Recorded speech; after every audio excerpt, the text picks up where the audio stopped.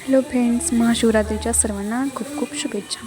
तर आज आहे महाशिवरात्र, त्या निमित्ताने मी या दारामध्ये काढली होती अशी छान अशी रांगोळी. तर तुम्ही या दोन्ही रांगोळी कशी वाटल्या ते नक्की सांगा.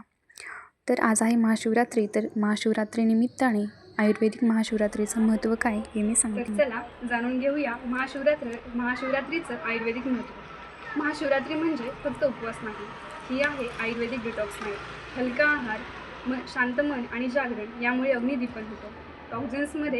टॉक्झिन्स हे शरीराच्या बाहेर पडतात आणि मन, शरीर, आत्मा एकत्र बॅलन्स होतात. तर महाशिवरात्री ही कधी येते? तर मराठी महिन्यातील फाल्गुन या महिन्यामध्ये ही महाशिवरात्री येते. म्हणजेच हा काळ म्हणजे ऋतुसंधीचा काळ.